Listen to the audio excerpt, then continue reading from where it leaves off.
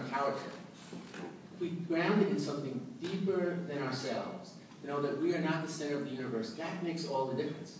And the reason that spirituality and that helping others, coming to the aid of others, comes together is in the teachings of the great Jewish teacher, Jesus.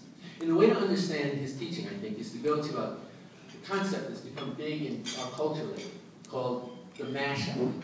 You ever heard of mashup in terms of, like in the movies, there's a thing called the mashup where they'll take two different genres. They'll take cowboy movies and they'll take alien movies and they'll put them together, cowboys and aliens.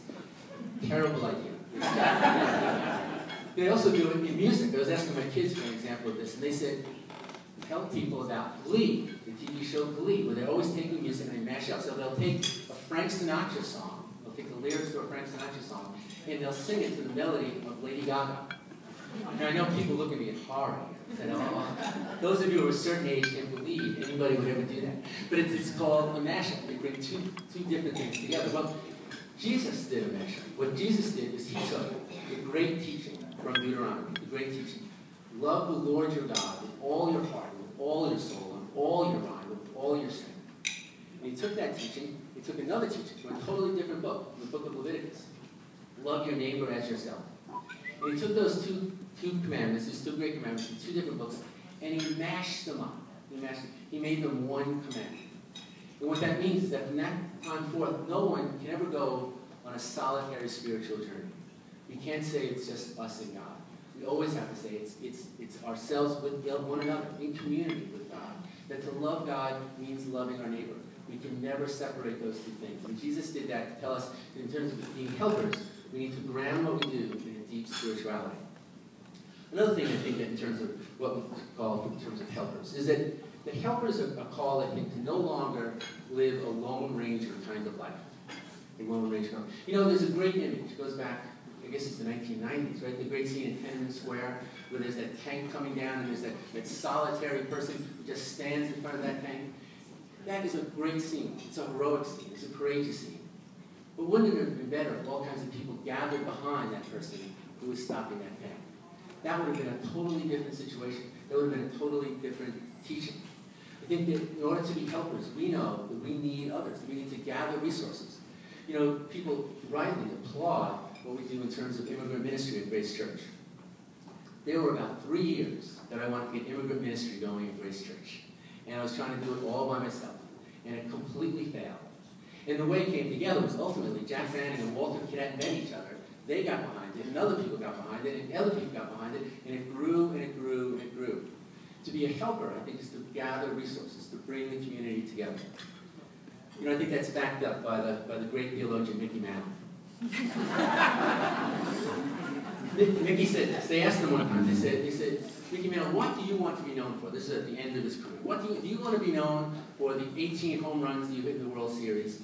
Do you want to be known for the 560-foot home run that you hit in Washington, D.C. one day? Do you want to be known for the home run that you hit the facade at Yankee Stadium? What is it that you want to be known for? And Mickey Mantle said, what I want to be known for is being a great teammate. That's what I want to be known for. And I think that in terms of being helpers, that's what we're called to do. Not to do it as lone rangers, but to gather resources behind us. Another dimension of the helper. I think helpers are people who need to hang in there and figure out how to hang in there during tough times. Because there's never, ever a situation where a mission goes on, and it's always going well, it's always going great. There are always difficult times. And so I would like to propose to you that we make the saint of difficult times, when you're helping, when you're trying to hang in there, Mary Magdalene. Make Mary Magdalene the patron saint of helpers during tough times. Because think about this. Ultimately, the Romans killed Jesus. It was a tremendously awful political decision to kill Jesus. And when they killed Jesus, there was all his disciples. Where were they? They were with him in the good times. They were right there. But if you called roll call at the cross, and you called out Peter, Peter wasn't there. And if you called out John, John wasn't there. If you called out James, James wasn't there. If you called out Thomas, Thomas wasn't there. And if you called out Judas Iscariot, he definitely wasn't there. If you did that roll call, but you called out that roll call and you called Mary Magdalene, Mary Magdalene was there. She was there in the good times and in the tough times. And I think people who experience being helpers know that. I know in terms of our own immigrant ministry, there was a time when it seemed like the Dream Act was going to happen.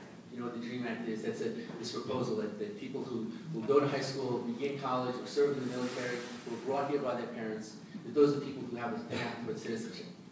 And then it got crushed over and over and over again. And it would have been easy to give up about that. But people at Grace Church did not give up about that. They continued to petition their congresspeople, they continued to petition the president, and now we have this executive order, which is very similar to the DREAM Act, because people stayed faithful in tough times.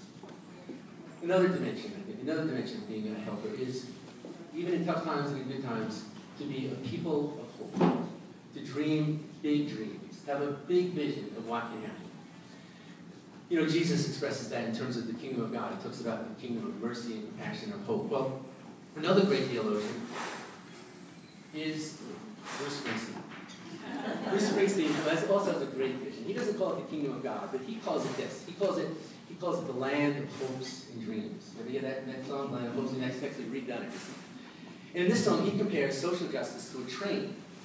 It's a train that keeps on going no matter what. And it's a train where everybody can get on the train. No one is excluded. Everyone's included on the train. So he says this, and I would sing it, but I really want you to stay for the auction. So here's what he says. And he says, big wheels, he's talking about this train. Big wheels roll through fields where sunlight streams, or meet me in the land of hopes and dreams. I said, on this train, dreamers will not be thwarted. On this train, faith will be rewarded.